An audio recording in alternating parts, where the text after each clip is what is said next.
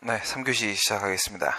우리 소송요건으로 대상적격, 원고적격, 협의수익 합쳐서 소이익, 원고적격, 피고적격 합쳐서 당사자적격, 여기까지 진행을 했고, 이제 남아있는 게 행정심판 전치주의 제소기간 그리고 재판관할 3개입니다.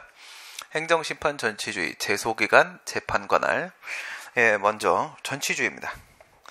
행정심판 전치주의라는 것은 행정소송을 제기하기 전에 행정심판의 재결을 먼저 거쳐오도록 하는 겁니다. 왜 그럴까? 대량성과 전문성의 문제입니다. 대량성, 전문성. 관련 사건이 너무 많아요. 너무 많은데 그걸 전부 다 법원으로 가지고 와버리게 되면은 법원의 재판 부담이 너무 커질 수밖에 없겠죠. 마비돼 버립니다. 그래서 먼저 행정심판위원회는 각 도마다 다 따로 있고 중앙에도 있고 소위원회도 따로 있고 그러다 보니까 행정심판을 거치는 과정에서 어느 정도 좀 필터링이 되기를 바라는 점이 있습니다. 그 다음에 두 번째는 전문성에 대한 문제예요. 행정부하고 사법부하고 비교를 했을 때 어느 쪽이 더 전문성을 갖춘 기관일까? 행정부 쪽이 더 전문성을 갖춘 기관이거든. 그렇죠? 왜? 행정부는 자기 업무만 합니다. 자기 업무만 한다는 거죠. 그래서 이쪽이 전문성을 갖추고 있기 때문에 좀 전문적 지식에 대한 도움을 받고자 하는 부분입니다. 대량성, 전문성 두 가지 측면에서 행정심판의 재결을 거쳐야만 소송을 받아주는 경우들이 있더라. 이거예요. 그런데 밑에 보시는 대로 결함, 어떤 문제가 있냐면 행정부한테 심판을 해달라고 구하게 되면 말이에요. 동생이 한 행동에 대해서 형한테 물어보는 그런 식이 돼버리는 거거든. 그죠? 동작구청장이 행위를 했는데 거기에 대해서 행정심판을 청구하면 서울특별시 행정심판위원회로 가야 됩니다. 서울특별시 행정심판. 만약에 서울특별시장이 처분을 했는데 거기다가 행정심판을 청구를 하면 국민권익위원회 산하에 있는 중앙행정심판위원회로 가야 되는 겁니다. 그러면 동생이 한 행동에 대해서 잘잘못을 가리기 위해서 형한테 물어보게 되면 결국은 가족주의라는 거야. 가족주의. 그래서 초록은 동색이고 가재는 개편이고 그래서 인용 가능성이 상당히 떨어집니다. 상당히 떨어져요. 이런 이제 문제도 있지만 그럼에도 필요한 경우에는 거쳐오라 라고 얘기를 하는 부분이 있고, 그 다음 짧은 청구 기간에 대한 문제는 뒤에서 다시 한번 다루게 되니까 거기서 말씀을 드리도록 하겠습니다. 2010년도 1월 25일 날 행정심판법이 전면 개정이 됐습니다. 2010년도 1월 25일입니다. 날짜 기억하셔야 됩니다. 문제 나옵니다. 그리고 아직까지는 출제가 안 됐지만 2017년도 4월 18일 날 올해입니다. 또 한 번 개정이 됐습니다. 요건 일부 개정인데 상당히 중요한 부분이 많이 개정이 됐습니다. 2010년도 1월 25일 날 전면 개정되었을 때 행정심판법 4조가 처음 등장했습니다. 원래 4조에 있었던 게 행정심판의 종류였었어요. 취소심판, 무효등광심판, 의명심판. 이게 5조로 밀립니다. 5조로 밀리면서 4조에 그보다 더 중요한 문제가 있어서 4조가 새로 들어옵니다. 거기에 들어온 내용이 바로 뭐냐면 개별법에 특별행정심판 절차 만들지 마. 이거였어요. 그러니까 행정심판 절차를 각각의 개별법들마다 별도로 다 정하고 있는 거야. 뭐가 엄연히 있음에도 불구하고 행정심판법이 일반법이 있는데도 불구하고 개별법들이 특별행정심판 절차를 다 정하면서 절차가 다 달라요. 들어가는 방법도 다르고 날짜도 다르고 다 다른 거야. 그럼 이제 국민들이 너무 헷갈리잖아요.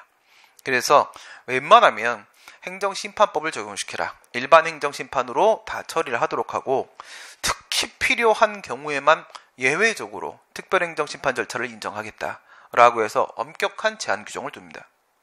제한 규정을 두면서 또 이런 걸 만들 때는 중앙행정심판위원회와의 협의 절차도 무조건 거쳐야만 만들 수 있다라고 해서 특별행정심판 절차를 웬만하면 만들지 못하게 막습니다.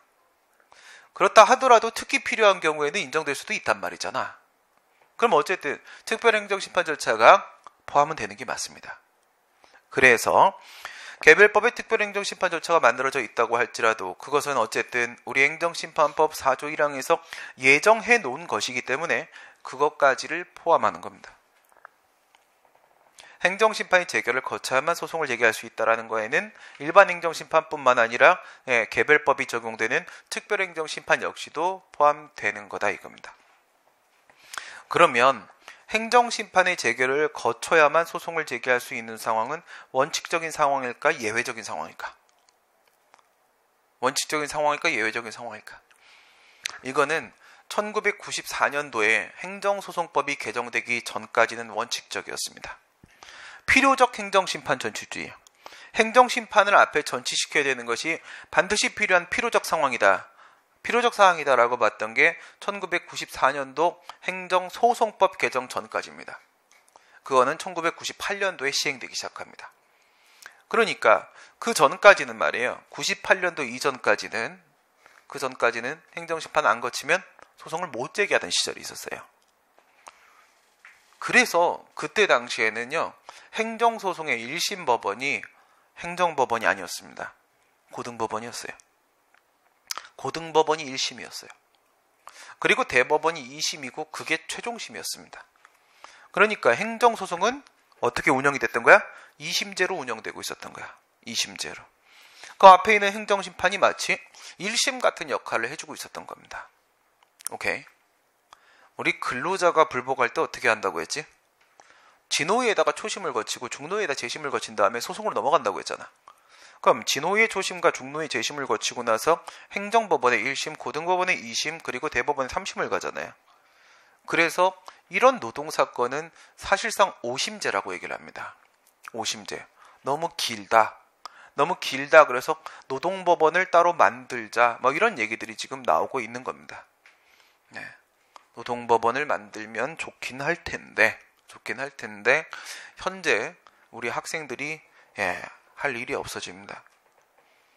저쪽에 우리 제자들, 노무사 제자들, 필드 나가 있는 애들이 노동법원이 만들어지면 할 일이 없어져요. 걔네들은 변호사 자격증을 따로 또 따야 돼요. 이미 돈 잘 벌고 있는데 여러 가지 할 수 있는 일이 제약을 너무 많이 받게 됩니다. 그래서 주변에 있는 애들은 반대를 하고요. 저는 찬성을 하죠. 왜? 노동법이 만들어지는 게 근로자들한테는 좋습니다.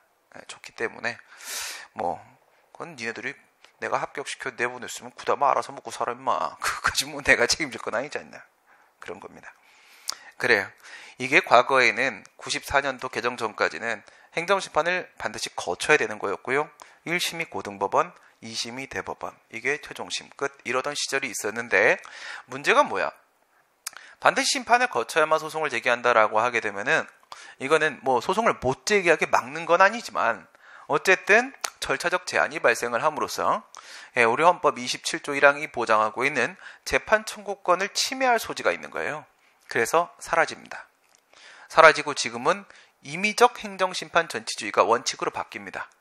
지금 행정심판을 안 거쳐도 소송을 제기할 수 있습니다. 처분에 대해서.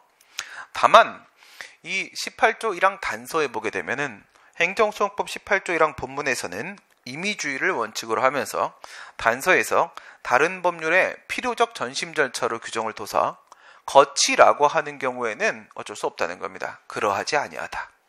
라고 함으로써 법에서 개별법들이 말이에요. 소송법 말고 개별법에서 행정심판 재결을 거치라 그러면 거칠 수밖에 없는데 그런 경우가 바로 국공노 도사징발 감사합니다가 있는 겁니다. 국공노 도사징발 감사합니다. 국가공무원 노동조합에는 신민도사님이 있는데 신민도사님한테 신발가게 사장님이 항상 감사합니다라고 저한테 인사를 하십니다. 인사를 많이 받았어요. 그게 바로 국공노 도사징발 감사합니다. 국세처분, 국가공무원 노동조합이죠. 국세처분, 공무원에 대한 불이익처분, 노동위원회 처분, 지방노동위원회 처분 얘기하는 겁니다. 지방노동위원회 처분, 도로교통법상 처분, 사용료 징수 처분입니다. 이거는 지방자치법 140조인데 아직까지 출제된 적 없습니다. 이 뒤쪽으로는 아직까지 출제된 적 없어요. 뒤쪽으로는 크게 신경 쓰지 마세요. 지금까지 상황은 국공노도까지. 뭐 징발, 이건 이제 징발법 얘기하는 거고요. 징발법 얘기하는 거고, 그 다음에 감사합니다는 이제 감사원, 그 감사를 받는 공무원들 얘기하는 건데, 뭐 징발법 같은 경우에는 여러분들 저런 거 얘기하는 거예요. USB가 뭐야? USB래. 다 미쳤나봐. 그쵸? USB 밑에 보고 와서 이상한 소리 하고 있는 거야. 저거 USB, 차. 전쟁 나면 있잖아요. 그것들은 전부 다 징발이 돼요. 그 저거랑 똑같은 거잖아. 그 레토나. 군대에서 여러분 레토나 탔잖아. 그죠? 레토나 탔어요? 간부야? 나가. 네, 간부는 안 가르칩니다, 절대. 네, 전 병사 출신만 가르칩니다. 네, 간부 출신은 나가시고요.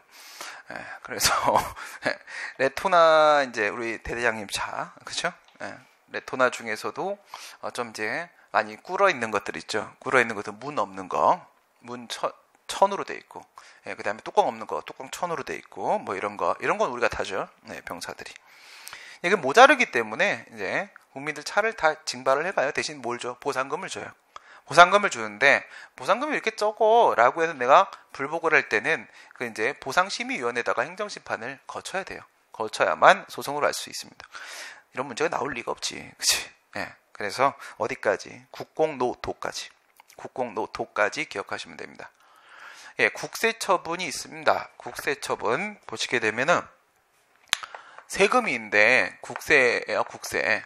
세금에는 국세가 있고 지방세가 있죠. 국세가 있고 지방세가 있는데 지방세는 지방세법에 대한 위헌 결정이 나옴으로써 더 이상 필요주의가 적용되지 않고 있습니다. 이제는 국세에만 한정이 되는 거야. 그러면 국세 처분이 나오게 되면 뭐를 거쳐야 되냐면 이의 신청을 거칠 수가 있고, 그 다음에 행정심판을 거칠 수가 있고, 그 다음에 행정소송으로 이렇게 넘어갈 수 있습니다. 행정소송으로. 그리고 이제 이 행정심판이 종류가 두 개야. 두 개가 있는데 첫 번째, 두 번째 심사청구라는 게 있고요. 심사청구가 있고 그 다음 심판청구라는 게 있어요. 또는입니다. 또는. 둘 중에 하나만 거치면 됩니다. 심사청구는 국세청장한테 가는 거고요. 국세청장한테. 심판청구는 조세심판원입니다. 조세심판원에다가 제기하는 걸 우리가 심판청구라고 하고요. 바뀐 게 어떻게 바뀌었냐면 과거에는 국세기본법에 이것도 반드시 거쳐야 되는 필요적 전심 절차고, 이것도 반드시 거쳐야 되는 필요적 전심 절차였어요. 그러니까 조세부가 처분에 대해서 다투려고 하게 되면 세금부가 있을 때 이의신청 반드시 거치고, 그 다음에 둘 중에 하나 행정심판 반드시 거치고, 그리고 나서 소송으로 넘어갈 수 있는 그런 단계였었어. 근데 지금은 법이 개정돼서 이게 임의주의로 바뀌었어요.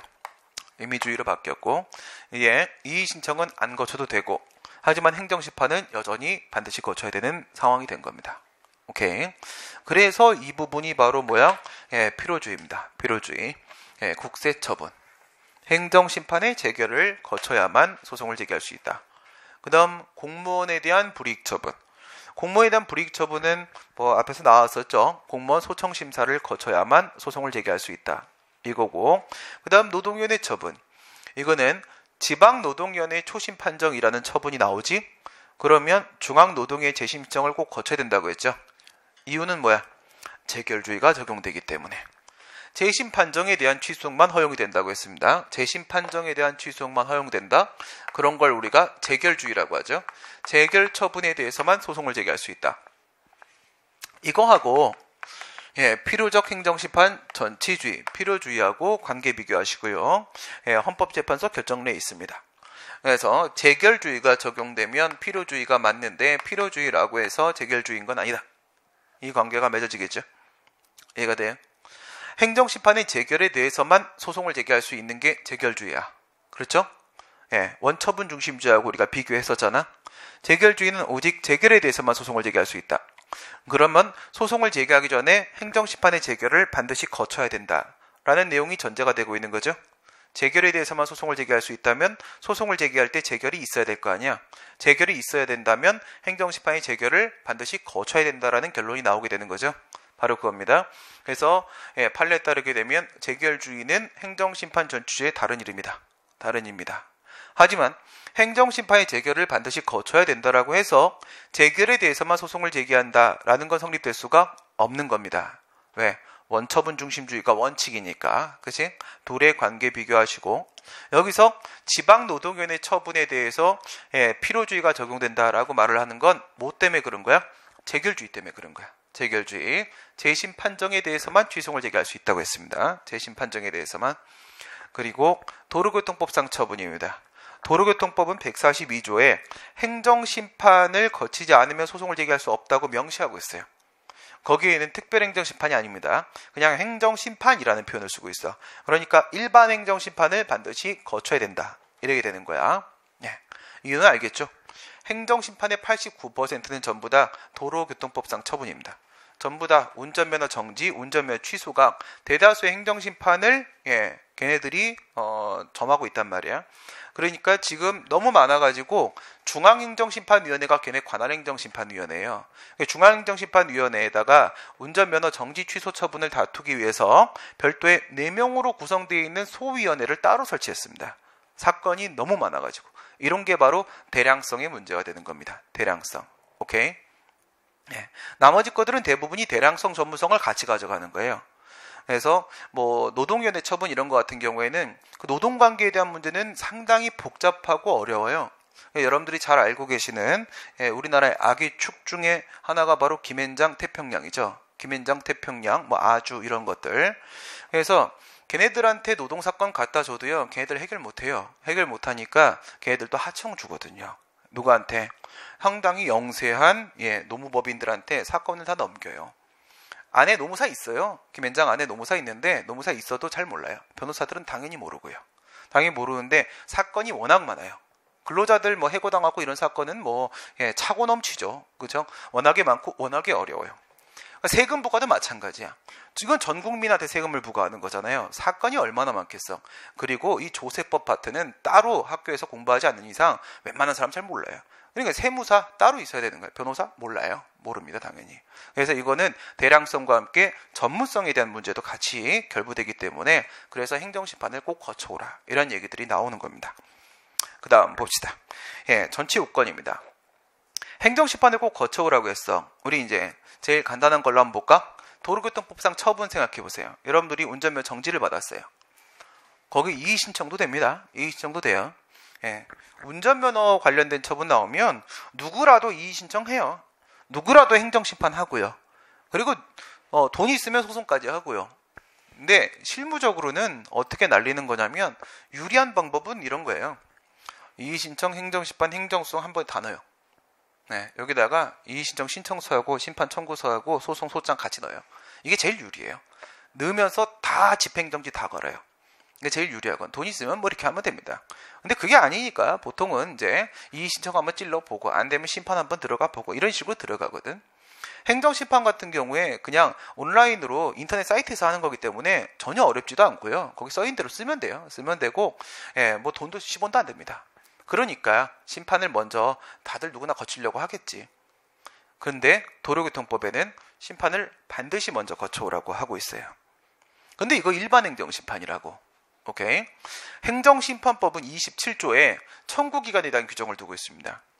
청구기간에 대한 규정을 두고 있어요. 언제까지라도 심판을 청구할 수 있는 게 아니에요. 이 운전면허 정지를 취소해달라고 신청을 하려면 90일 안에 가야 돼요. 주어진 시간은 90일입니다. 근데 뭐라고 했어? 행정심판 안 거치면 소송 못 제기한다고 했잖아. 근데 나 이미 90일이 지났어요. 100일 차야 지금. 100일 차야. 뭐 그럴 수 있지. 일하다 보면 깜빡하고. 근데 소송을 들어가고 싶은데 심판을 꼭 거쳐오라고 하니까 어떻게 하면 되겠어요? 행정심판의 재결을 가져오라고 하잖아. 그냥 행정심판 청구서를 들이미는 거야. 들이밀면 중앙행정심판위에서 뭐라고 하겠어요? 야 90일 안에 와야 되는데 너 지금 100일째야. 그럼 각하하겠죠. 야 그냥 가라. 돌려보내겠죠. 그게 바로 뭐야? 각하재결입니다. 소송에는 판결, 심판에는 재결이죠. 각하재결서를 준단 말이야. 그러면 나는 뭐예요? 각하재결서를 받아가지고 재결서를 들고 법원으로 가요. 가고 여기요. 재결. 받아왔어요. 이제 소송합시다. 이러면 되겠어요? 말도 안 되죠. 행정심판 전취를 적용시키는 취지가 뭔지 생각하세요. 대량성 전문성이라고요. 사건이 많으면 앞에서 좀 필터링을 하라는 거야. 필터링을. 이런 식으로 시간 다 놓친 걸 가지고 부적법한 심판 청구를 한 걸, 각하제결서를 들고 온 걸, 이걸 허용을 해줘 버리게 되면 앞에서 필터링이 하나도 안 되잖아. 그죠? 그 다음 전문성에 대한 문제는 뭘 말하는 거예요? 앞에서 행정심판위원회가 거기다가 해설서를 좀 작성해서 오라는 겁니다. 사건이 너무나 복잡하니까 이건 무슨 사건인지 법률적 판단은 법원이 할 수 있지만 이 사실관계 자체가 파악이 안 되는 거야. 뭔 일인지 모르겠거든. 그러니까 해설서를 좀 적어 오라는 거거든. 근데 이렇게 각하제결서 가져오게 되면은 이건 심판의 요건을 못 갖추어서 각하한다 이거밖에 안 써 있어. 그거는 법원이 더 잘해. 알겠어요?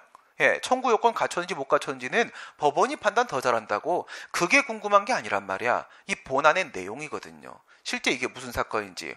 그러면 이런 식으로 부적법한 심판 청구를 거쳐왔을 때 행정심판 전치주의 요건을 갖췄다고 인정할 수 있을까 없을까? 이건 절대로 인정할 수가 없는 거죠. 바로 그 얘기입니다. 심판의 적법성. 이런 상황은 어떤 상황일 수도 있고 어떤 상황일 수도 있냐면 행정심판을 들어갔는데 심판의 청구 요건을 모두 갖춘 적법한 심판 청구일 수도 있고, 그 다음에 심판의 청구 요건을 못 갖춘 부적법한 심판 청구일 수도 있습니다.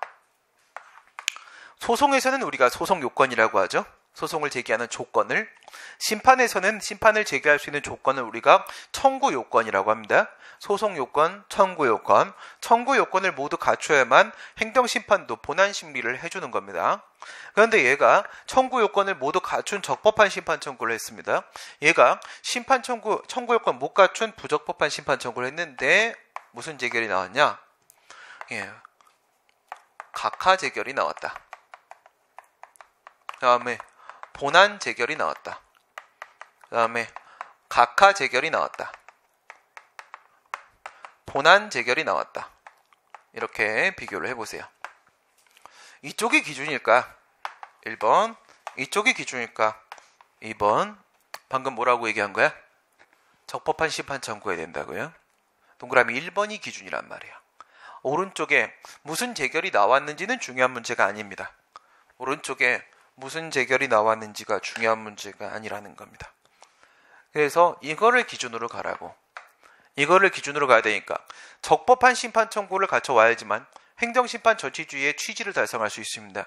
그러니까 이거여야만 한다는 겁니다. 이거는 안 된다는 겁니다. 이건 안 된다는 거예요. 그러면 이거는 전치주의 요건을 갖춘 걸로 보고 이거는 못 갖춘 걸로 본다고. 못 갖춘 걸로 본다고. 어떤 상황에도 불구하고 말이에요. 위에서 각하 재결이 나온 상황에도 불구하고 밑에서 본안 재결이 나온 상황에도 불구하고 어떤 재결을 내렸는지는 중요하지가 않다. 적법한지 부적법한지가 중요하다라는 겁니다. 왜 그렇죠? 행정심판위원회가 청구 요건에 대한 심사를 잘못할 수도 있잖아요. 그지? 엄연히 소송에서 원고적격이면 심판에서 청구인적격이거든. 청구인적격 법률상 이익이 있어야 돼. 못 갖췄음에도 불구하고 행심위가 잘못 판단해가지고 본안 재결을 할 수도 있는 거잖아요. 그죠? 심판 요건 모두 다 갖췄는데도 불구하고 행심위가 잘못 판단해가지고 각하 재결할 수도 있는 거잖아요. 그죠? 그러니까 오른쪽에 무슨 재결이 나왔는지가 중요한 게 아니라 실체적으로 적법한 심판이었는지가 중요한 문제다라는 겁니다. 혹시 그 과정에서 대량성 전문성의 취지를 달성하지 못한다고 하더라도 그게 원칙적으로 맞겠죠. 그럼 여기서 여러분들이 하나의 의문을 가져야 돼요. 야, 저게 적법인지 부적법인지 그거를 어찌 알아? 재결서를 보고 판단하는 거 아니야? 아니죠. 왜? 행정심판 전치주의는 소송 요건입니다. 이건 소송 요건이라고요. 소송 요건은 원고나 피고가 주장한다고 이걸 심리하고 하는 문제가 아니라 법원이 알아서 직권으로 심사하는 겁니다. 법원이 들어오게 되면요, 이 대상, 원고, 협의, 피고, 전치, 제소, 재판관할 이런 것들 있죠. 걔네들이 아주 적극적으로 탈탈 텁니다. 탈탈 털어요. 그래서 행정심판을 거쳐와야 되는 상황이면 이 친구가 심판을 적법하게 거쳐왔는지도 얘네가 면밀하게 다 살핍니다. 살폈는데 이런 재결을 가져왔다고 할지라도 앞에가 어땠었는지는 걔네가 전문가입니다. 걔네가 전문가야. 보고 아니면 마는 겁니다. 버리는 거야. 앞에 이 부분이 기준이지 이 부분이 아니다. 알겠죠? 예, 이런 것도 문제가 내기 편하기 때문에 자주 나옵니다. 그 다음 인적 관련성, 물적 관련성, 내용적 관련성 이런 내용을 보도록 하겠습니다. 행정심판을 거쳐오라고 했어요. 거쳐오라고 했는데 행정심판을 청구하는 사람을 청구인이라고 그래. 소송을 제기하는 사람을 원고라고 하지. 청구인과 원고가 같은 사람이어야 될까요? 같은 사람이 될까요? 손에 놓지 말아야 되는 건 대량성 전문성이야. 알겠어요? 대량성 전문성 문제를 해결하는 데 있어서 반드시 원고하고 청구인이 같아야 됩니까? 그럴 필요는 없잖아. 그치? 그럴 필요는 없습니다. 그래서 예를 들어서 이런 걸 생각을 해봐. 아빠한테 세금이 부과가 됐어요. 근데 아버지가 심판을 청구한 거예요. 국세처분이야. 양도소득세 부과처분을 받았어. 그래서 나는 땅을 판 적이 없는데 왜 나한테 양도세를 부과하는가? 미친 거 아닌가? 라고 해서 심판을 들어갔는데 가재가 개인 줄 알고 둘이 편을 먹었어. 그래서 기각이 됐어. 기각이 돼갖고 이제 소송을 제기하려고 소송 준비를 시작을 했어요. 금액이 워낙에 크면 뭐 끝까지 가야지. 그치? 어쩔 수 없지. 소송을 준비를 했는데 그 사이에 아버지가 폐암으로 돌아가셨어요. 근데 자식이 딸내미 하나밖에 없어. 상속을 할 놈이 딸내미 하나밖에 없다고 쳐봐. 딸내미가 포괄승계를 하죠. 그러면 이 딸내미가 세금 내야 되거든. 그치? 딸내미가 세금을 내야 돼. 그럼 딸내미 이 돈 내겠냐고. 싫지? 그러면 얘도 소송 들어가겠지. 소송 들어갈 때 딸내미 또 심판 또 고쳐야 돼? 필요 없잖아요. 왜? 이미 해설서 만들어져 있잖아요. 그죠? 그거 가져가면 되는 거 아닙니까? 그러면 원고하고 청구인이 딴 사람이잖아요.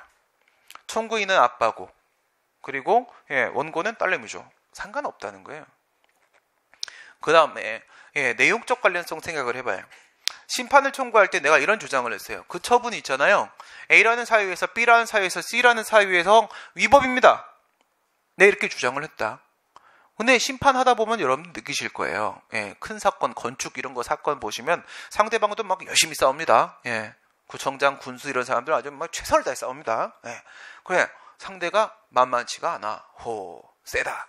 그래서 이제 소장에 보면은 전혀 관계하지도 않은 이제 변호사들 이름 막 같이 걸어요. 막 7명, 8명 그냥 거는데 실은 한 명이거든. 실은 한 명인데 그냥 쪽수 게임 하는 거야. 막 이렇게 하는 거거든. 와, 상대방이 만만치가 않아. 내가 주장한 게 먹히질 않아요. 그래서 이제 이번에 실패했지만 A라는 주장은 끝까지 가져가 보겠다. 근데 B하고 C는 씨알도 안 먹히겠다. 근데 싸우다 보면 학습 효과가 있죠. 저놈 봐라. 이거 모르는 것 같은데? 라고 하면 D, E, F를 준비할 수 있거든요. 그죠? 그래요. D, E, F를 준비해서 내가 A, D, E, F를 주장하면서 소송을 제기하면 안 돼요? 뭐 어때? 그치? 상관없습니다. 그래서 내용적 관련성, 심판 청구 때 내가 주장했던 그 위법 사유하고 소송 제기할 때 주장하는 위법 사유가 반드시 똑같을 필요는 없어요. 이게 만약에 반드시 똑같아야 된다라고 하게 되면 이 소송은 심판의 재탕입니다. 그렇죠? 재탕인 것밖에 없다는 거예요. 그건 아닙니다. 하지만 처분은 똑같아야 돼요. 처분은 똑같아야 되겠죠. 그래서 A 처분에 대해서 소송을 제기할 때는 반드시 그 A 처분에 대해서 심판을 거쳐와야 되는 것은 당연한 일이 되겠습니다. 그게 바로 인적 관련성, 물적 관련성, 내용적 관련성에 대한 문제입니다. 전체 요건에 대한 심사, 그리고 판단, 보게 되면 변론주의라는 게 있다고 했죠. 변론주의. 변론주의는 두 가지입니다. 주장 책임, 입증 책임 두 가지예요. 주장 책임이라는 것은 당사자가 주장한 사실에 대해서만 법원이 심리를 하겠다는 겁니다. 주장하지 않으면 심리하지 않습니다. 법관의 눈에는 다 보여. 저기 위법이 있다. 또는 와, 이거 완벽한 처분이다. 눈에 다 보이거든. 얼마나 많은 경험을 했겠습니까? 그죠? 다 보이는데 저기 있는데, 저기 위법이 있는데 라고 하는데 저 멍충이가 그걸 주장을 안 해. 그럼 어쩔 수 없어요. 적법이라고 판단 내리고 끝나는 거야. 왜? 걔들이 주장한 부분에 대해서만 심리하는 겁니다. 그리고 주장한 부분에 대해서 심리를 하는데 그런 사실이 실제로 있었는지 없었는지를 찾아야 되는 거잖아요. 그것도 원칙적으로 누가 입증을 해야 돼. 그러한 사실이 있었다는 것은 법관에게 원고 피고가 100% 확신을 줘야 됩니다. 입증을 해야 된다는 거예요. 우선 여기까지. 주장 책임, 입증 책임이 바로 변론주의 내용입니다. 변론주의 내용이야. 그렇다면 지금 내가 얘기한 건 뭐죠? 처분이 위법인지 아닌지에 대한 문제잖아. 이건 뭐야? 이거는 본안의 문제입니다. 본안의 문제야. 소송 재판 단계에서의 소송 요건 심사에 대한 부분에는 변론주의가 적용되지 않습니다. 여긴 철저히 직권주의가 적용됩니다. 그래서 직권 탐지와 직권 증거 조사가 모두 적용됩니다. 우리 판례나 법에서는 이렇게 표현을 해요. 직권 조사가 인정된다. 직권 조사주의가 적용된다 말을 하는데, 이거는 진짜 입증 책임에 대한 예외로서 직권 증거 조사만 허용된다는 뜻이 아니에요. 직권 증거 조사를 할 수 있다는 것은 기본적으로 직권 탐지를 통과해 왔다는 뜻이야. 주장하지 않아도 소송 요건에 대한 법원이 알아서 심사합니다. 전적으로 알아서 심사를 한다.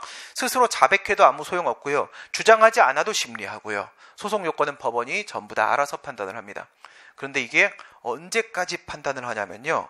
밑에 보시면 사실심 변론 종결 시까지를 기준으로 판단을 한다. 이거예요.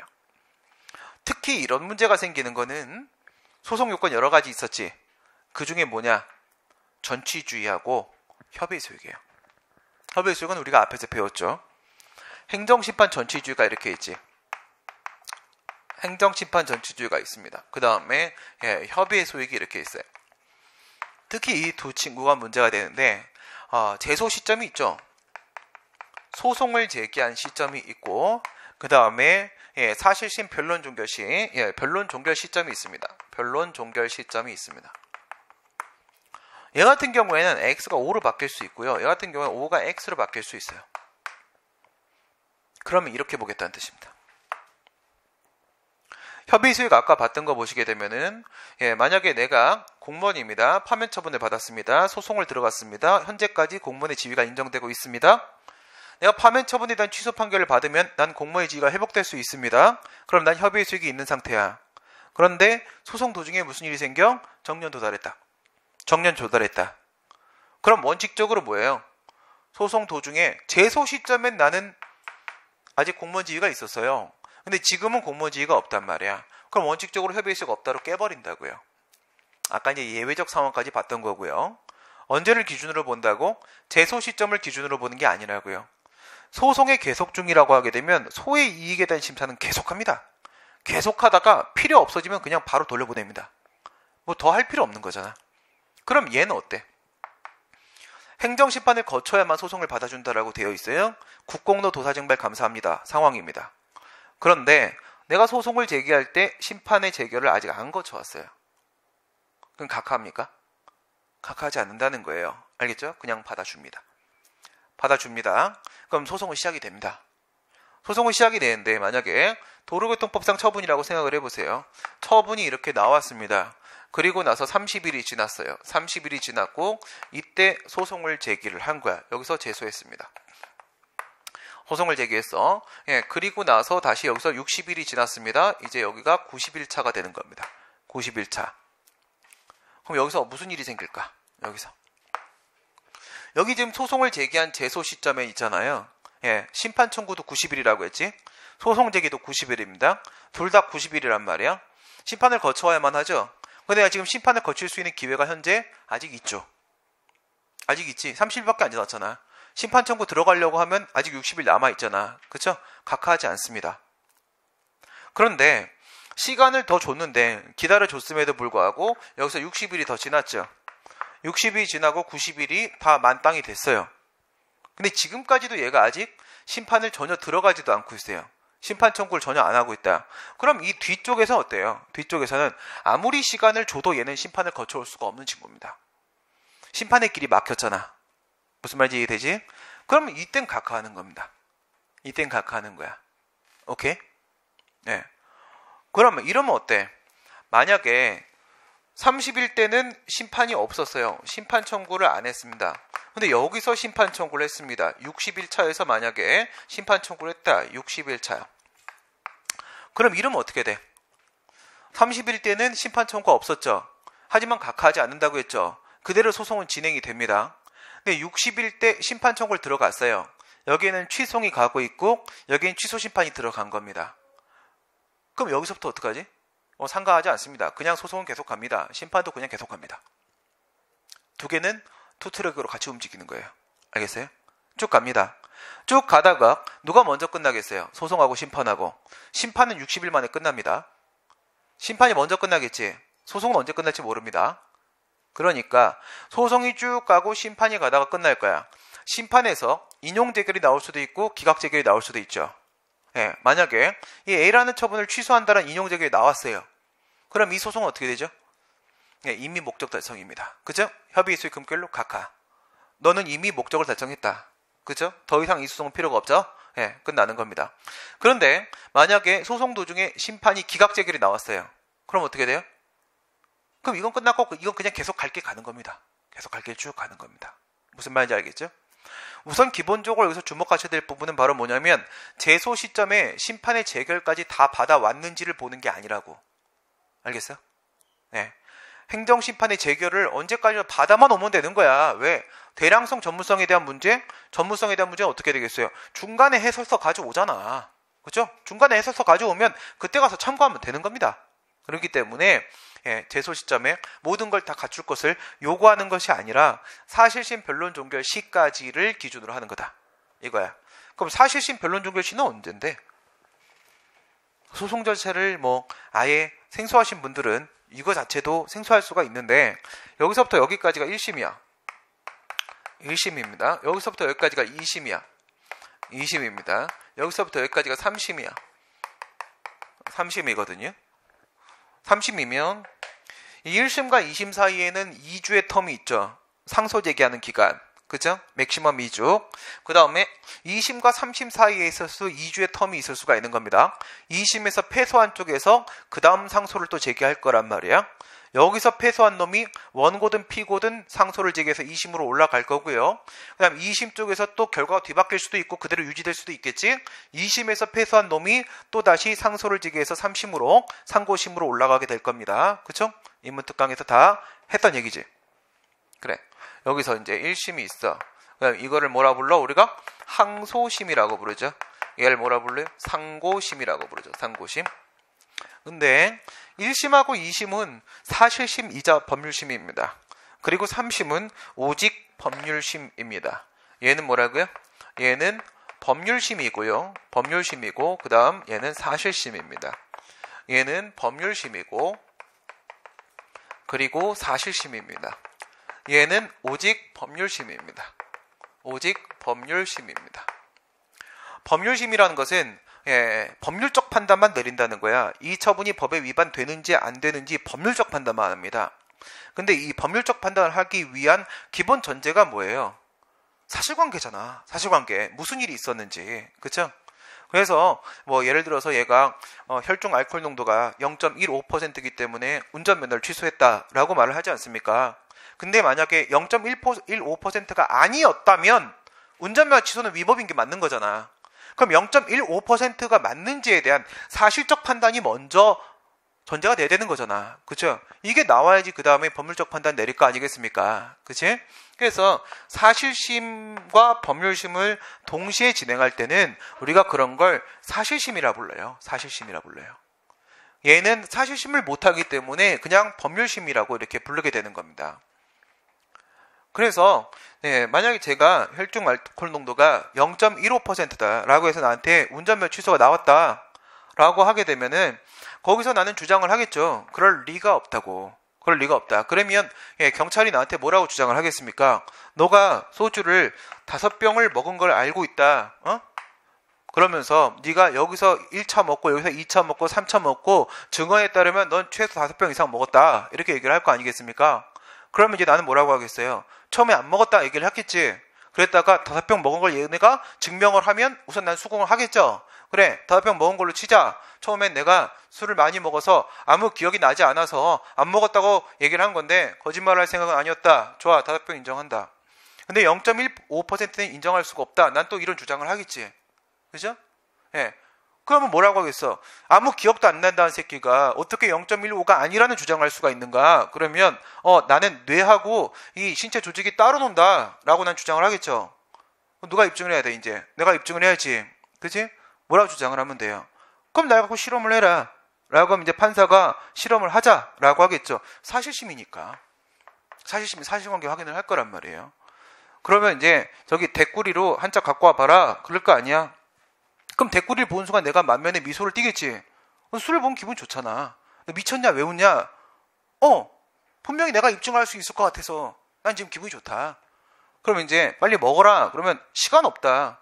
나는 대학교 1학년 때 사발식을 하루에 10번씩 뛴 놈이다. 그래. 나는 거기서 학생회에서 끝까지 올라가면서 우리가 하는 일이 뭐냐? 73개과에 가서 술 먹는 게 우리 일이다. 갖고 와라. 그러면 이제 술 짠 시간 없다. 빨리 하자. 깔때기 갖고 와. 그럼 나 입에 딱 깔때기 물겠죠. 딱 물고 부어봐. 네, 부어봐. 쫙 붓겠죠. 대꾸를 10땡을 부어. 그거 딱 붓고 나서 불어볼게. 갖고 와봐. 혈중 알코올 농도 0. 이거다. 난 초인이다. 단지 생각이 나지 않는다. 나는 아무 기억력이 없다. 내가 입증하면 성공한 거잖아요. 그지? 그럼 난 뭐야? 난 형사는 무죄고, 그 다음 운전면 취소는 취소되는 거고, 난 살아나는 거죠. 무슨 말인지 알겠죠? 그런 짓 하는 게 사실심이라고요. 그런 짓 하는 게. 그러니까 여러분들이 보는 판례는 다 여기 거라고. 상고심과 대법원 거란 말이에요. 그러니까 판례를 여러분들이 판결문을 보면은 맨 앞에 다 이렇게 돼 있어요. 원심이 확정된 사실에 의하면 이래 돼 있고 여긴 특별히 의문이 없다. 요걸 고정시키고 이제부터 법률적 판단만 난 한다. 이거잖아요. 그죠? 그래서 이 부분은 실무기 때문에 이 부분은 이거는 실무니까 필드 나가 배우는 부분이고 우리가 행정법 시간에 배우는 건 여기야. 그러니까 요것만 알면 되는 거야. 그래서 우리가 보는 판결문은 언제나 대법원 판결문인 거예요. 알겠죠? 사건은 고정시키고 들어가는 거란 말이에요. 그럼 얘네들이 지금 사실심 변론 종결이라고 하고 있죠. 이게 상소를 안 할 수도 있는 거잖아. 위로. 그치? 상소를 안 하고 끝날 수도 있는 거잖아. 그러니까 각각의 심급은 각각의 문제로 그냥 바라보시라고. 각각의 문제로 바라봐. 그러면 여기가 변론 종결시라고요. 여기가 변론 종결시란 말입니다. 무슨 말인지 알겠어요? 사실심의 변론 종결시. 1심이면 여기, 2심이면 여기. 그러니까 소장을 접수하면은 맨날 불러요? 맨날 부르는 게 아니야. 그죠? 계속 서면 공방합니다. 계속 서면 공방을 해요. 서면 공방을 계속 하다가 둘이가 서로 만나질 않으니까 쓸데없는 소리를 계속하면 한번 쟁점기를 잡아요. 야, 다 들어와 이 새끼들아. 니들은 내가 봤을 때 귀에다 뭐 받고 있어 다. 남의 얘기 좀 들으면서 반박해. 니 할 말만 하지 말고. 그죠? 쟁점기를 한번 잡아요. 그런 사람들 있잖아요. 그죠? 그런 사람들. 근데 지금은 변호인이 아무도 없죠, 현재. 그죠? 네, 그런 사람들이 있어요. 남의 얘기 안 듣고 자기 얘기만 계속하는 사람. 이러면 짜증나요, 재판부가. 그죠? 이라고 언제 끝나? 이것들이 미쳤나 지금. 그래, 다 돌아. 이래요. 돌아와서 네 주장 이거 맞아? 네 주장 이거 맞아? 그러면 쟁점은 이거네. 쓸데없는 소리 하지 말고 이걸로 해. 이걸로. 이렇게 정해줘요. 그런 건 가끔 여기 이렇게 쟁점기를 잡는 과정이 있는데 이건 이제 스킵하는 경우가 많이 있고. 하지만 구두 변론주의가 적용되기 때문에 만나서 구두로 한 번은 얘기를 해야 돼요. 그게 여기 변론기일이에요. 변론기일인데 요때 들어오라고 해요. 그러면서 뭐라고 하냐면 원고 측, 피고 측 너네들이 그동안 서면으로 계속 제출한 내용은 이런 건데 그 주장한 거 맞냐? 그러면 네 맞습니다. 요즘 네 맞습니다. 그래. 그럼 주장 뭔지 확인됐으면 집에 가. 이래요. 집에 가. 그리고 나서 이제 며칠 뒤에 여기가 이제 선고기일이죠. 선고기일이죠. 판결 선고합니다. 요때 오세요. 라고 한단 말이야. 그러니까 이 사실심에서 변론이 끝났지. 변론기일이 끝나면 이날이 판결시예요. 판결시. 여기가 판결시잖아. 판결문 선고하는 날. 여기가 판결 선고한 판결시란 말이야. 판결시하고 사실심 변론. 판결시하고 사실심 변론시는 같은 날이에요. 그냥 이렇게 봐요. 이렇게. 왜냐하면 일은 다 끝난 거야. 이 변론 기일날 일은 다 끝난 거. 변론 종결되면 사실상 일은 다 끝난 거고 이제 자기들끼리 내부적으로 회의해가지고 합의부가 회의해가지고 이제 판결문만 작성하면 끝나는 거야. 그럼 이제 며칠 뒤에 선고하는 거. 이 중간 뒤집어진 일은 없거든. 알겠어요? 그래서 그냥 판결시는 변론 종결시 이렇게 보는 거야. 판결시는 그냥 변론 종결시 이렇게 보는 겁니다. 그래서 여기서 뭐도 하는 거야. 이 친구가 행정심판을 거쳐왔는지 안 거쳐왔는지 이것도 언제까지 보는 거야? 사실심까지 보는 거야. 사실심까지. 사실심 변론 종결시까지. 오케이? 그 말을 지금 하고 있는 겁니다. 그 다음에 전치주의 완화. 이거는 여러분들이 뭐 이해하고 할 문제라기보다 우선 암기하는 게 중요해요. 암기하는 게. 육회 부정 기관 변경 필요입니다. 6회 부정 기간 변경 필요. 행정소송법 제18조에 보시게 되면은 이렇게 돼 있지. 행정심판에 청구를 해야 되는 것인가, 그 다음에 행정심판의 재결까지도 꼭 받아와야 되는 것인가 했을 때 18조이랑 본문입니다. 그 다음에 18조이랑 단서입니다. 행정소송법 18조 2항입니다. 행정소송법 18조 3항입니다. 본문에 따르게 되면 94년도에 개정된 다음부터 어떻게 하기로 했어? 행정심판 안 거치고도 바로 소송 제기할 수 있기로 하기로 했죠. 그러니까 이건 필요가 없어요. 필요가 없어. 근데 다른 법률에 거쳐오라고 하게 되면 국공도 도사증발 감사하면 어떻게 하는 거야? 거쳐와야 되는 거야. 거쳐와야 되는 거야. 그리고 나서 2항에 보면 행정심판은 청구해야 되는데 재결은 안 거쳐와도 되는 경우를 제시를 해요. 3항에 가면 다시 완화를 시켜가지고 그래서 행정심판 청구조차도 필요 없는 상황을 제시를 합니다. 이걸 내는 거야, 문제를. 행정심판 전취주의가 여기서 이렇게 내려오면서 뭐가 되는 거야? 완화된다고. 완화된다고. 2항에 있는 건 행정심판의 재결이 필요 없는 경우고 3항에 있는 건 행정심판 청구 자체가 필요 없는 경우야. 오케이? 그래서 여기에서 나오는 게 바로 6회 부정이야. 6회 부정. 6회 부정. 이게 되는 거고, 그 다음 밑에는 기관 변경 필요. 기관 변경 필요.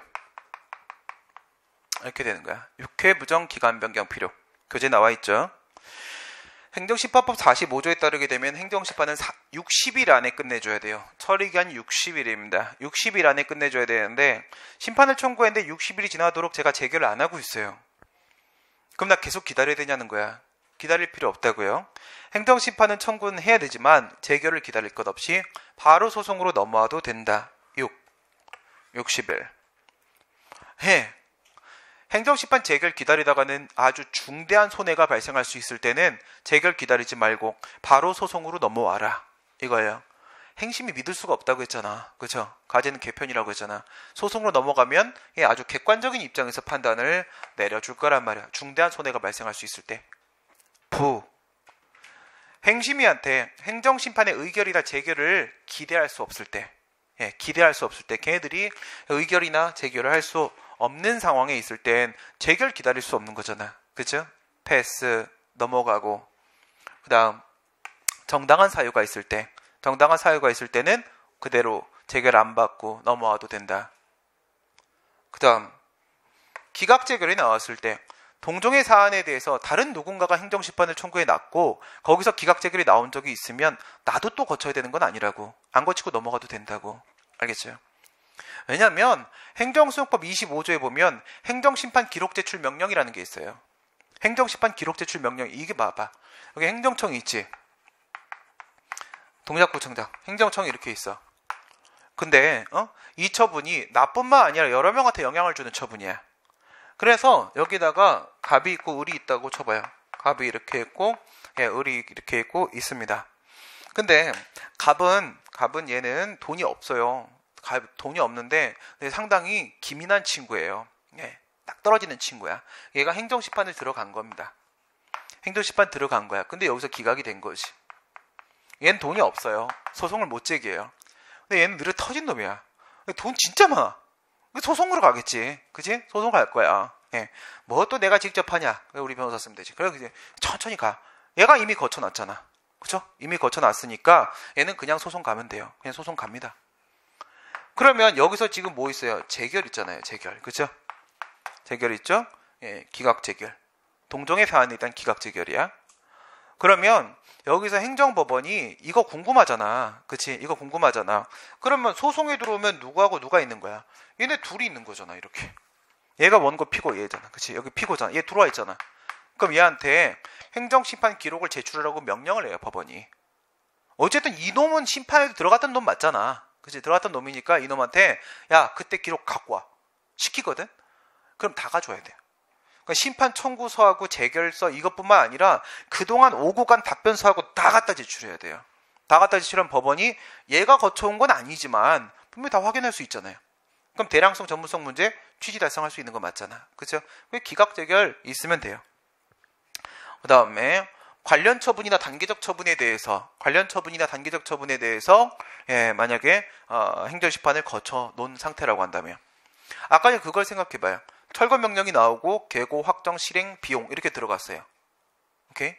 그거는 행정심판 적용 안 되는구나. 이걸로 갑시다. 비슷한 걸로 과세처분이 나왔어요. 과세처분이 나왔습니다.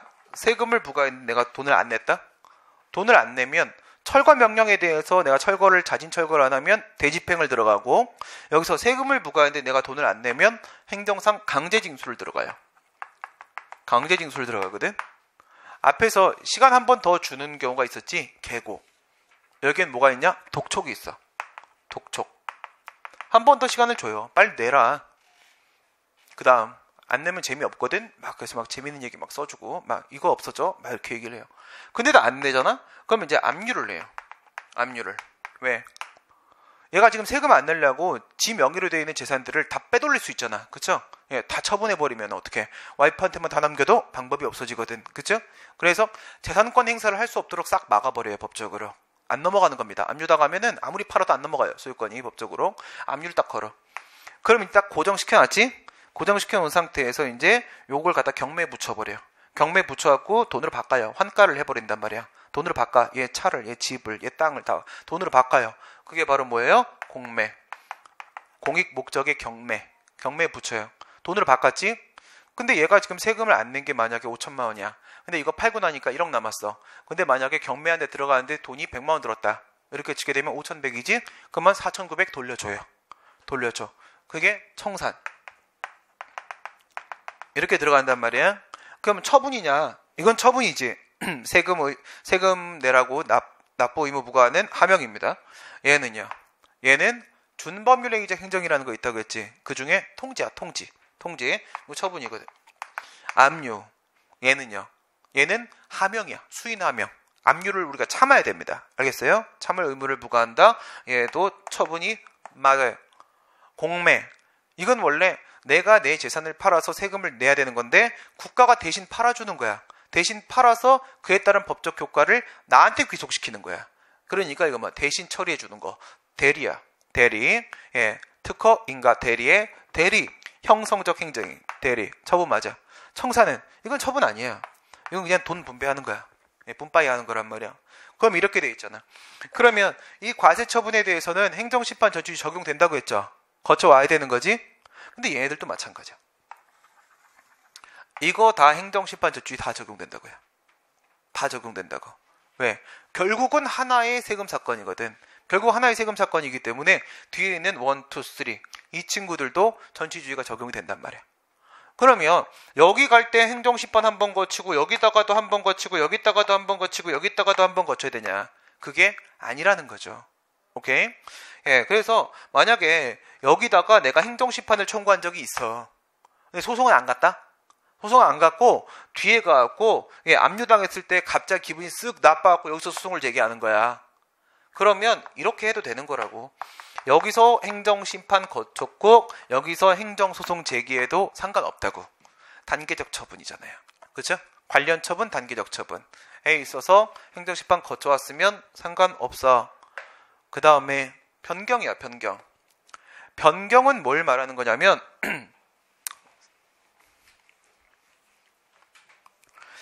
사실심 변론 종결 후에 저기 있지? 사실심 변론 종결 후에 처분이 변경이 된 거예요.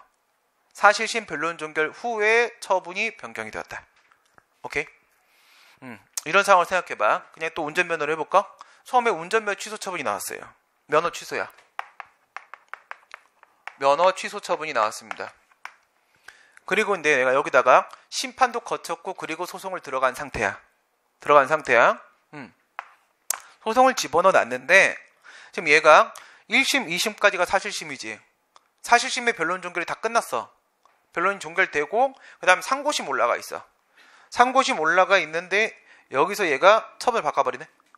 처분을 뭐로 바꾸냐면 면허 취소를 면허 정지로 바꿔요. 운전면허 정지로 얘가 바꿔버렸어. 상대방. 지방경찰청장이 얘가 면허 취소를 면허 정지로 바꿔버렸어요. 그러면 이건 A 처분이고 이건 B 처분 아니겠습니까? 그쵸? 내용 자체가 전혀 다르잖아요. 그쵸? 처분이 변경된 거야. 처분의 동일성이 유지가 되기 위해서는 첫 번째, 동일한 상대방에 대한 것이어야 돼요. 상대는 똑같네. 그 다음 두 번째, 동일한 내용의 처분이어야 돼요. 그 다음 세 번째, 동일한 사유의 처분이어야 돼요. 이러면 동일한 처분이에요. 동일 상대, 동일 내용, 동일 사유면 같은 처분이거든? 근데 여기서 지금 못 깨졌어요. 동일 내용 요게 깨졌잖아. 그치? 이건 취소고 이건 정지야. 내용이 달라요. 내용이. 사유는 나의 똑같은 짓에 대해서 지금 하고 있는 거지만 하지만 내용이 바뀌었죠. 처분의 동일성이 깨졌어요. 그러면 이런 경우에는 원칙적으로는 어떻게 해야 돼요? 여기다가 다시 소송 들어가야 되는 거야. 알겠어요? 다시 소송 들어가야 되는 거거든. 근데 원래는 뭐가 가능하냐면 이렇게 소변경이 가능해요. 소의 변경. 앞에 게 뭐야?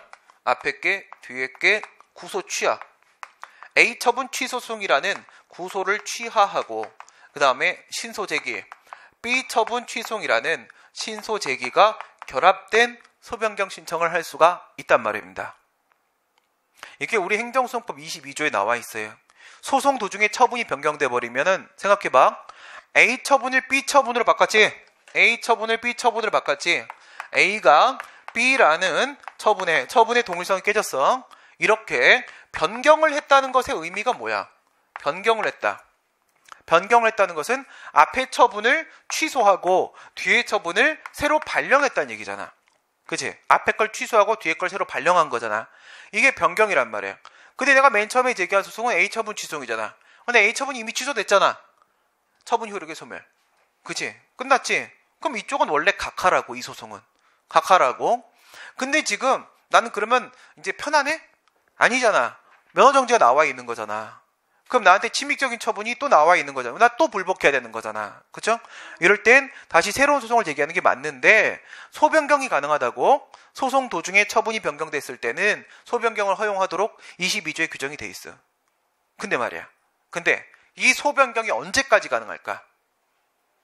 소송이 바뀌면 새로운 소송에서는 말이야. 항상 사실심의 기회가 있어야 돼요. 안 그래? 서로 주장하는 내용이 바뀔 수가 있는 거잖아. 사실심의 기회가 있어야 되니까 이 소변경은 언제까지만 가능한 거냐면 사실심까지만 가능해. 사실심까지만 소변경이 가능해. 근데 지금 거기 써 있는 건 뭐예요? 사실심 변론 종결 후에 처분을 바꿨다 이거야. 그럼 내가 소변경을 못 하잖아. 그치? 못 하니까 이건 어쩔 수 없이 이렇게 가야 돼. 새로운 신소를 내가 따로 제기해야 돼요. 별소를. 별도로 소송을 다시 제기해야 된다고. 별소를 따로 제기해야 된다고. 그런데 우리 행정소송법 22조에서 사실심까지 처분이 변경될 때는 이거를 허용한다고 했지. 이걸 허용한다고 했지. 사실심 이후에는 안 되니까 별소라고 했지. 근데 여기서 뭐가 있을까? 여기서 이게 만약에 필요주의가 적용되는 경우라고 하면은 다시 행정심판을 거칠 필요는 없다는 규정이 있어요. 당연하잖아. 지금 뭐가 사건이 변했어. 처분의 내용이 변했을 뿐이지 사건은 한 사건이잖아. 한 사건이니까 소변경을 하는 상황이라고 했을 때 따로 행정심판을 거칠 필요는 없다라고 돼 있다고. 그러면 상고심에서 처분을 바꿨을 때는 뭐가 그거랑 뭐 차이가 있어요? 역시 바뀐 건 아무것도 없다고요. 사건은 하나의 사건이란 말이지. 그러니까 상고심에서 처분이 바뀌었을 때 문제는 22조에 처분 변경에 따른 소외 변경 22조 안에 포함할 수가 없어. 소변경 문제가 아니니까. 그건 소변경 조항이거든. 그러니까 원래 지자리인 18조에서 처리를 하고 있는 거야. 18조에서. 결국 하나의 사건이니까 앞에서 여기서 한번 거쳤잖아. 여기서 한번 거쳤으면 된 거야. 상고심에서 처분 변경됐을 때는 안 거치고 그냥 소송만 바로 와도 된다고. 근데 이거는 소변경 아니라고. 이거는 따로 별소 제기하는 거라고. 그 다음에 분명히 국공로 도사징발 감사합니다야. 그런데 행정청이 처분을 하면서 처분 통지서에다가 처분 통지서 밑에 이렇게 써놨어. 행정심판에 거칠 필요가 없어. 이렇게 해서 오고지를 한 거야. 행정심판이 필요 없다고 오고지를 하면 안 거쳐도 돼요. 예, 굳이 뭐 거칠 필요 없는 겁니다. 거치고 싶으면 거치시고 반드시 거쳐야 되는 건 아니라고. 알겠어요? 안 거쳐도 된다고 했을 때. 뭐라고요? 예, 육해 부정 기관 변경 필요. 육해 공군은 우리나라 군대는 다 뭐예요? 이적 단체잖아요. 그렇죠? 항상 적을 이롭게 하기 위해서 움직입니다. 예. 방위청부터 다 그러잖아. 그렇죠? 예. 항상 적을 이롭게 해요. 예, 우리 군인들한테 밥 먹여주고 침대 해주고 하면은 뭐 몇십만 명 할 수 있는 돈. 그죠? 돈 이만큼 받아가지고 지난번에 얼마였어요? 20억 받아가지고 1억은 애들 침대 바꿔주고 19억 착복하고. 예, 이게 다 뭐예요? 우리 군대의 전투 능력을 상실시키는 짓들이거든요. 이적단체란 말이죠. 스타는 다 이적단, 다 국가보안법 위반, 다 잡아넣어야 돼. 알겠어요? 그게 바로 뭐야? 육해공군. 육해공군은 뭐라? 부정부패의 산물이야. 쟤네들은. 그치? 그렇기 때문에 거기에 있는 기관들이 뭐야? 다 장군들, 영관급들, 기관들은 전부 뭐야? 다 변경할 필요가 있다고. 다 쓸어야 돼. 알겠어요? 우리나라 애국자는 다 누구야? 병장까지. 알겠어요? 소위부터는 다 뭐야? 이적단체 구성원들. 알겠지? 그래서 간부 있으면 나가. 필요 없어. 난 간부가 공무원 되는 거 원치. 다시는 공무원을 할 수 없게 만들어야 돼. 농담이야. 육해부정 기관변경 필요라고. 육해부정 기관변경 필요. 난 이런 농담해도 돼. 왜? 간부들한테 많이 가혹행위를 많이 당해서. 나이가 막 이래가지고 군대를 가고 막 이러잖아요. 그러면 많이 괴롭혀. 안 괴롭힐 것 같지? 많이 괴롭혀. 내가 왜 물어봤어? 오늘 수업이 마지막 내용인가? 그건 아니고 조금만 더 하고. 내가 물어봤어. 여군도 있는데 진짜 팬티도 안 입고 다 빨가벗겨갖고 복도에서 무릎 꿇고 손 들고 있고 하고 막 날 그랬어요. 미친 거죠? 그리고 나는 통신병이었는데 원래 들어갈 때 통신병이었는데 통신과 안 잡아줘. 딴 데로 보내. 그래서 군수품 이런 걸 했어. 군수품 이런 걸 하니까 뭘 하는지 알아? 내가 창고를 많이 관리하잖아. 135 먹는 거, 탄약 이런 거 관리하잖아. 그 창고 열쇠를 지들이 갖고 있잖아. 나도 갖고 있지만 창고를 병사들은 새벽에 못 나가잖아. 갇혀 있잖아요. 그때를 틈타서 거기에 있는 거를 다 빼돌려요. 다 빼돌려. 그럼 나만 계속 이상이잖아. 내 잘못이 아닌데. 그래서 내가 도대체 나한테 왜 이러시냐고. 내가 증거를 잡으려고 부대가 너무 컸어요. 너무 커갖고 애들 다 풀었어. 상병 됐을 때 다 풀어갖고 모든 건물을 다 털어라. 다 털었는데 얘들이 가져간 게 어디 있는지 아무 데도 없어. 우리가 그러니까 위병소도 막았어. 스타 왔다 갔다 할 때도 트렁크 다 열었거든. 아니야, 없어. 근데 계속 없어져. 매일 없어져. 어디 있는 거야? 그래서 그 뭐지? BOQ도 털었어. BOQ도 청소한다고 들어가고 다 털었거든. 없어. 간부 숙소야. 그냥 다 잠입해. 다 털어서 없어. 근데 우리 부대 안에 강이 흐르고 있어. 의심되는 건 이거 하나야. 강에다 버렸다. 이거. 그래서 제대를 할 때 내 담당관이 그 간부들을 이제 다 불렀어요. 우리 신병장 나가는데 그동안 고생 많이 했는데 술은 한 잔 사 먹이고 보내야 되지 않냐? 내 믿을 수 있는 간부는 그 형님 하나밖에 없거든. 지금도 연락해. 그때 상사였는데 형님이 탁 불렀어. 근데 애들 막 중사 애들하고 다 왔지. 그 나이가 내가 걔들보다 훨씬 많으니까 그 형님이 그런 거야. 걔네들한테 이제 반말하라고. 형이니까. 그래서 얘네들이 막 승질 난 거지. 아직 제대 안 했다고. 끝난 거 아니라고. 그래 맘대로 하라고. 내일 아침에 보자고 한번. 누가 위인지. 그게 이제 술 많이 먹었지? 그냥 물어봐서. 너 나한테 소송가. 너 나한테 왜 그랬냐? 그냥 막 물어봤어. 행복아, 너는 왜 나한테 왜 그러냐 도대체? 그랬더니 이런 말을 합니다. 자기가 학교 다닐 때 싸움 못하고 공부 잘 못했고 그래서 애들한테 많이 괴롭힘을 당했다는 거야. 그래서 군대를 왔대. 간부로. 자기보다 싸움 잘하고 자기보다 나은 사람이 있으면 괴롭힐 목적으로 왔대. 근데 지난 2년간 자기들의 타겟은 나였대. 그럼 내 이후에도 계속 반복될 거란 얘기인 거야 결국. 내가 그 순간 정말 죽이고 싶었어. 그래서 나를 그렇게 모욕을 줬고, 그래서 나를 영창을 2번을, 그래서 내가 지들 때문에 막 다쳐가지고 막 그래서 병원도 안 보내요. 왜 그랬? 그 얘기를 듣고 죽이고 싶었는데 딱 나오니까 1년 뒤에 연락이 와. 형님 저 결혼해요. 그래. 우와 가야 되나? 그때는 안 갔습니다. 와 웬만하면 가는데 와 그래 놓고 나보고 결혼식장에 와고 축하를 해달라는 건 좀 이건 아니지 않나? 예, 그래서 뭐라고요? 육해공군 부정 기관 변경 필요. 예, 이겁니다. 외울 수 있겠지? 문제 되게 많이 나와. 누군지 얘기 안 했어요. 어느 무대 소속인지도 얘기 안 했고, 그렇죠? 네. 그 다음 넘어갑니다. 됐고, 그 다음 보시게 되면 제3자 취송입니다. 제3자 취송. 이거는 뭘 말하려고 하는 거냐면 우리 처분에는 행정행위는 뭐가 있다고 했어? 공정력이라는 게 있다고 했지. 그죠? 행정법 관계의 안정성을 보장하기 위해서 우선은 공정한 것으로, 우선은 유효한 것으로 인정을 하기로 했어요. 그러니까 이 공정력을 깨야지만 그 처분의 효력이 깨지는 거거든. 공정력이란 이 방어막을 뚫어야 돼. 이 뚫을 수 있는 친구는 3명밖에 없잖아. 처분청, 행심위, 사법부. 그쵸? 이걸로 뚫어야 되거든. 근데 이렇게 우선은 처분이 있는 걸로 공정한 것으로 보기로 해놓고 나서 언제까지라도 그 처분을 제거할 수 있게 해주게 되면 오히려 법적 안정성이 심각하게 깨질 수 있는 거 아니겠습니까? 그렇잖아. 처분이 나왔어. 처분이 나왔고 예를 들어서 이렇게 생각해봐. 내가 여기가 토지거래 허가구역이야. 개발 사업을 하게 되면 그에 따른 주변에 땅값이 엄청 뛰잖아.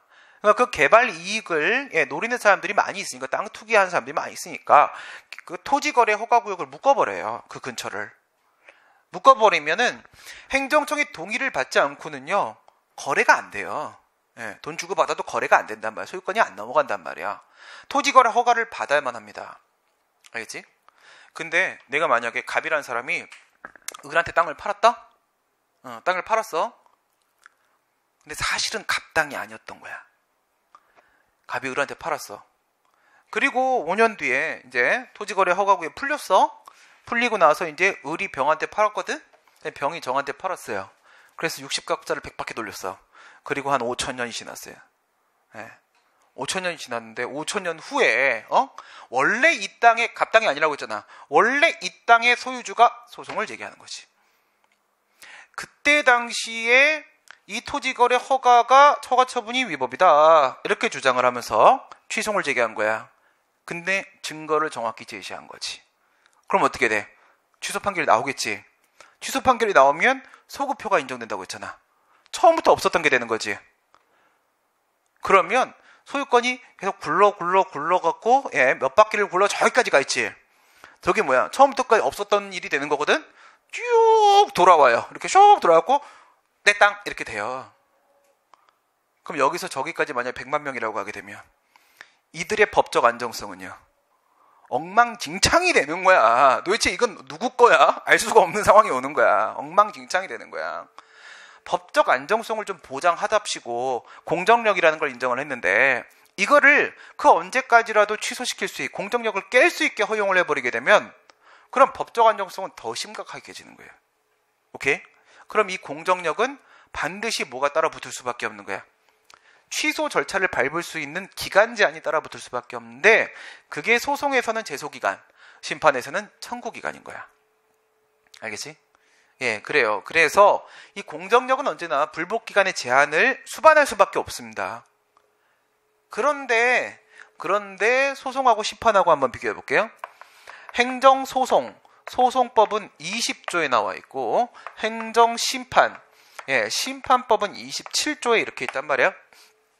27조에 이렇게 있는데 여기에 주관적 제소기간, 주관적 청구기간, 그 다음에 객관적 제소기간, 객관적 청구기간 이렇게 있어요. 원칙적으로는 누구한테 적용되는 거냐면 주관적 제소기간, 주관이란 건 내가 알았다는 뜻이야. 알았다. 처분에 상대방이 불복을 해요. 상대방이. 객관적 제소기간, 청구기간 이거는요. 처분 통지서는 누구한테만 가냐면 처분 상대방한테만 가거든. 그럼 처분의 제3자는 그 처분이 있다는 걸 알아 몰라? 원래는 알 수가 없어요. 우연한 기회에 알 수 있을진 모르겠지만 원래는 알 수가 없어요. 이거는 처분의 제3자. 우리 원고적격 얘기했을 때 그 제3자, 걔 얘기하는 거야. 제3자. 얘한테 적용이 되는 겁니다. 그렇죠? 예, 얘는 뭐예요? 얘는 제소기간, 주관적 제소기간, 객관적 제소기간. 얘는 청구기간, 주관적 청구기간, 객관적 청구기간. 이렇게 되는데, 이게 90일에 90일인데, 이게 90일에 90일이고, 여기는 365일이에요. 여기는 180일이고, 180일. 그래서, 안날로부터, 안날. 처분의 존재를 안 날로부터 90일 안에 소송 심판을 제기해야 되고, 그 다음에 처분의 있은 날로부터, 있은 날. 있은 날은 언제가 있은 날이야? 제가 있은 날이 언제죠? 신민이가 있은 날은 1976년 7월 5일입니다. 알겠죠? 암기하셔야 돼요. 네, 암기하셔야 됩니다. 언제라고요? 1976년 7월 5일입니다. 암기하셔야 됩니다. 행정법이 제일 중요한 해는 76년이라고 했어요. 국유재산법을 제가 개정을 했고요. 나오자마자. 그 다음에 7월 4일 날 미국이 독립하자마자 갑자기 분노해서 나온 거예요. 없애려고. 네. 그렇습니다. 네. 네. 미국을 너무 좋아해서 그래서 나왔어요. 네. 따라 나왔다. 그래. 그렇다 치자. 그래서 보세요. 있은 날은 내가 태어난 날이지. 처분에 태어난 날은 언제야? 처분의 효력 발생일이라고요. 효력이 생명이라고 했잖아. 효력 발생일. 효력은 언제 발생한다? 송달해서 상대방한테 도달되면 그때 효력이 발생하는 거야. 그치? 이건 안날, 있은 날, 효력 발생일. 이렇게 돼 있는데 얘는 똑같잖아. 근데 얘는 이게 더 크잖아. 여기선 문제가 없다 이거야. 여기서 문제가 생긴다는 겁니다. 무슨 얘기인지 이해가 되시죠?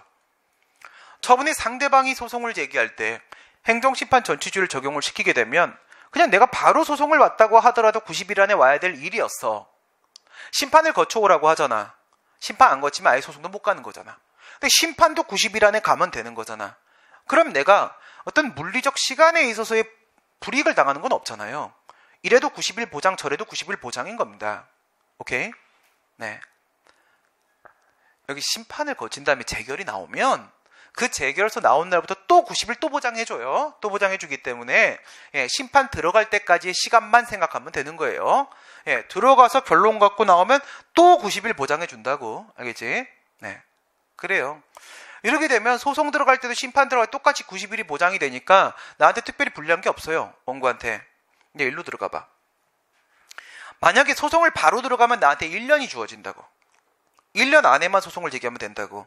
근데 심판을 거쳐서 오라고 하는데 내가 심판을 못 거치면 소송은 아예 못 가는 거야. 아예 못 가는 건데 180일밖에 보장이 안 되잖아. 그럼 마이너스 185일에 내가 불이익이 발생하는 것 같잖아. 그럼 이렇게 제3자 취송을 제기할 때 처분의 제3자가 소송을 제기할 때도 행정심판 전치 적용시키는 게 맞겠냐는 거야. 이거 재판 청구 침해 아니냐 이거야. 맞아요, 틀려요? 아니에요. 괜찮아요. 왜 괜찮냐면 여기에서 365가 중요한 게 아니라 365 플러스 알파가 있어요. 여기는 180 플러스 알파가 있어요. 알겠습니까? 이게 정당한 사유예요. 정당한 사유. 우리 다음 시간에 이제 내일 또 배우게 되는데 정당한 사유라는 건 말이에요. 지금 제3자가 소송을 제기하죠. 제3자가 처분의 존재를 알지 못하는 한 언제까지라도 인정됩니다. 언제까지라도. 1500년 뒤에 소송도 허용된다고요. 알겠어요? 1500년 뒤에. 제일 긴 해는 1578년이거든요. 제가 알고 있는 해 중에 제일 긴 게. 이게 1578이야. 1578. 그럼 1578년을 가지고 보게 되면 이 365와 180일의 차이는 0으로 수렴하는 아무 의미가 없는 거예요. 이거 180일이라고 해서 심판 청구관이 도과되는 일이 없습니다. 왜? 언제까지라도 인정한다고요. 그게 우리 판례 입장이에요. 처분의 존재를 알아버리지 않는 이상은 쭉 인정한다. 그래서 이 차이는 아무 의미가 없습니다. 마지막 무효선언을 구하는 취소입니다. 무효선언을 구한 취소성. 이거는 처분의 위법성의 정도가 무효사유인 거예요. 중대하고도 명백해요. 아주 얼토당토하는 짓이죠.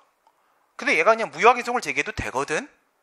무효확인송을 제기해도 되는데 취소를 제기한 거야. 행정법원에 가면은 취소의 소장이 2개가 있어요. 일반 취소 소장이 있고 이게 따로 있어요. 무효선언을 구하는 취소 소장이 따로 있습니다. 어쨌든 둘 다 취소이거든. 근데 이거는 무효 사유임에도 불구하고 무효확인송을 제기하지 않고 취소를 제기한 케이스인 거야. 그러면 실질은 뭐야? 실질은 여기서 인용되면 무효선언적 의미의 취소 판결이 나오거든. 여기서 인용되면은 그냥 취소를 제기했는데 무효 사유로 인정됐다고 해서 무효선언적 의미의 취소 판결을 해주는 건 아니야. 알겠어요? 왜냐하면 취소는 위법만 하면 인용돼요. 60점만 맞으면 돼요. 알겠어요? 무효하기소송은 무효여야만 됩니다. 위법하고 또한 그것이 중대하고도 명백해서 무효여야지만 그래야지 인용 판결이 나와요. 그건 80점을 맞아야 됩니다. 그래 내가 취소를 제기했잖아. 80점을 맞아도 그냥 너 합격했어 취소송 이렇게만 말해줘요. 근데 이걸 제기하잖아요. 무효선언적 의미의 취소송을 딱 제기하면 내가 무효라는 거를 입증을 성공을 하지. 그러면 80점짜리 합격생 이렇게 써줘요. 알겠어? 무효선언적 의미의 취소 판결이라는 게 나온단 말이야. 아무리 그래도 취소이야. 알겠습니까? 아무리 그래도 취소이라는 겁니다. 아무리 그래도 취소이야. 그러니까 실질은 무효 확인을 구하고 있는 거잖아. 그럼 무효 확인 소송으로 봤을 때 어쨌든 형식은 소장에다가는 취소를 구한다고 썼잖아. 형식에 따르게 되면 취소이야. 다시 실질은 뭐? 무효 확인 소송이야. 형식은 뭐? 취소이야. 근데 두 개의 소송 요건의 차이점이 있죠. 항상 세상에 무조건 유리한 건 없어요. 하나님은 아주 공평하십니다. 하나를 가지면 하나를 못 가져요. 그래서 취소는 소송 재판이 엄청나게 엄격한데 본안 재판에서는 60번 맞으면 돼요. 근데 무효확인소는요. 소송 재판이 되게 수월해요. 근데 본안에 들어가게 되면 80점 맞아야 돼요. 국민한테는 소송 재판에서는 무효확인소송이 유리해요. 국민한테는 본안 재판에서는 취소송이 유리합니다. 알겠지? 총량은 언제나 똑같다고. 지금 무슨 얘기하는 거야? 소송 재판 얘기하는 거잖아. 소송 재판. 여기서는 누가 더 유리해? 무효확인소송이 더 유리하다고. 무슨 차이가 있냐? 행정심판 전치주의하고 제소기간이 적용이 안 돼요. 왜냐하면 대량성 전문성의 문제가 없다고요. 첫 번째 대량성. 중대하고도 명백해서 당연 무효인 상황은 눈 씻고 찾아봐도 찾기 힘들어요. 거의 없어요. 그러니까 이런 사건이 너무 많아가지고 중간에 필터링이 좀 필요하다. 그런 상황이 아니야. 무효인 경우는 정말 손에 꼽는다고요. 두 번째, 전문성.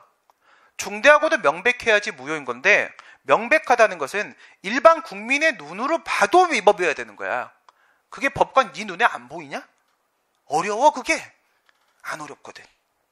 무효 사유라는 것은 이거는 대량성 전문성의 문제가 전혀 없어요. 전혀 없으니까 전치주의라는 게 적용되지가 않아요. 그리고 우리 공정력을 보장하려고 제소기간이라는 제한이라는 게 있다고 했잖아. 근데 공정력 정의가 뭐였어? 행정행위 하자가 있다고 할지라도 당연 무효가 아니잖아. 당연 무효면 공정력이 없어요. 공정력이 없으면 제소기간도 필요 없어요. 바로 이겁니다. 두 개, 전치주의 제소기간. 전치주의 제소기간이 어디엔 없다고? 무효확인소송엔 없다고. 이걸 무효확인 소송으로 보면은 실질에 따라 보게 되면은 전치주의 적용 안 된다고 봐야 되겠지? 형식에 따라 취소으로 보게 되면은 전치주의 적용된다고 봐야 되겠지. 우리 판례는 뭐야? 속 편하게 산다고 했잖아. 속 편하게. 상대방이 취소를 구하면 취소이군. 전치주의 적용해. 그냥 이런 식이에요. 이게 똑같은 상황에 대한 판례가 어디에도 있을까? 제소기간에도 그대로 있겠죠. 맞아요. 뒤에 보시면 그대로 있어요. 무효선언을 구하는 취소송 쪽에서는 제소기간을 적용시킬까 말까 이 논의 똑같은 논의가 그대로 있고 거기서도 판례는 제소기간 적용시키자고 합니다. 어렵지 않죠? 판례는 뭐라고? 그냥 의사표시대로 판단한다고. 취소이라고 했으니까 취소인 줄 알고 그냥 적용시키고 끝! 이겁니다. 오늘은 여기까지 하도록 하겠습니다. 수고들 많으셨습니다. 내일 또 건강한 모습 뵙겠습니다. 고생하셨습니다.